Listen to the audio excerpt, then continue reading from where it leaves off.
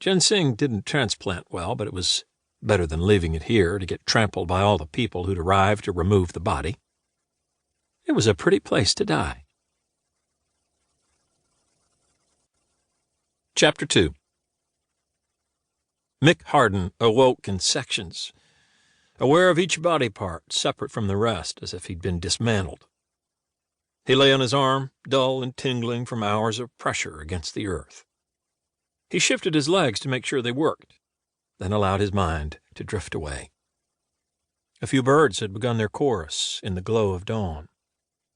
At least it hadn't been a bad dream that woke him, just birds, with nothing to do yet. Later he awakened again, aware of a terrible thirst. The sun had risen high enough to clear the tree line and hurt his eyes. The effort to roll over required a strength that eluded him. He was outside, had slept in the woods, with any luck not too far from his grandfather's cabin. He pushed himself to a sitting position and groaned at the fierce pain in his skull. His face felt tight, as if stretched over a rack. Beside him, 3 rocks formed a small fire pit beside 2 empty bottles of whiskey. Better the woods than town, he told himself. Better the hills than the desert. Better clay dirt than sand. He walked slowly to a cistern at the corner of the old split-log cabin and brushed aside a skim of dead insects from the surface of the water. Cupping his hands, he drank from it, the cold liquid numbing his mouth. He'd read about a scientist who talked to water, then froze it and examined the crystals, which changed depending on what was said. Kind words, uttered in a gentle tone, made for prettier crystals. The idea sounded far-fetched, but maybe it was true. Humans were about 60% water, and Mick figured it couldn't hurt to try. Nothing could hurt much worse than his head, anyhow. He plunged his head into the water and talked. When he needed to breathe, he lifted his head to gulp the air, then shoved his head back in the barrel and spoke. He spent the evening telling himself terrible stories about his past, his present, and his future. A circular system that confirmed his wretched sense of self, requiring alcohol for escape, which fueled further rumination. Now he struggled to find generous things to say about himself. As he spoke, bubbles rose to the surface, and he tasted dirt. The third time Mick came up for air, he saw a vehicle at the edge of his vision and assumed it was something he'd imagined. He wiped water from his eyes. The big car was still there, and worse, there appeared to be a human coming toward him.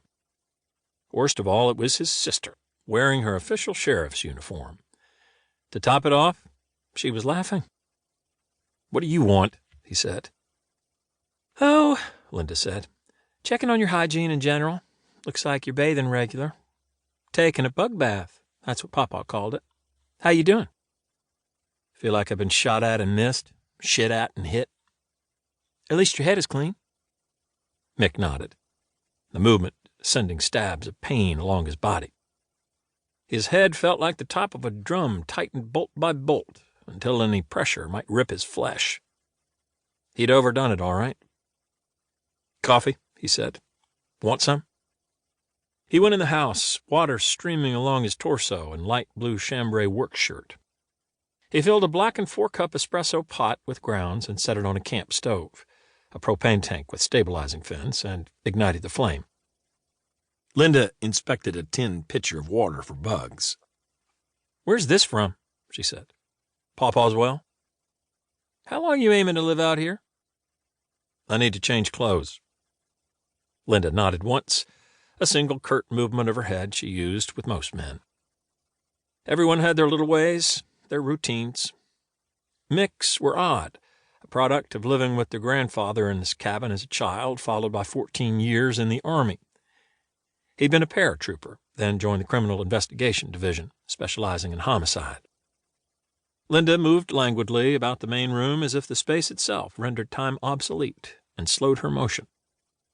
A homemade shelf bolted to a wall held the treasures of Mick's childhood: a trilobite, the striped feather of a barred owl, a mummified bullfrog he'd found in a shallow cave, a rock with 3 horizontal sections that resembled half a hamburger. Her grandfather had tucked blankets around her and pretended to take a bite. A moonlight ration, he called it. Linda grinned.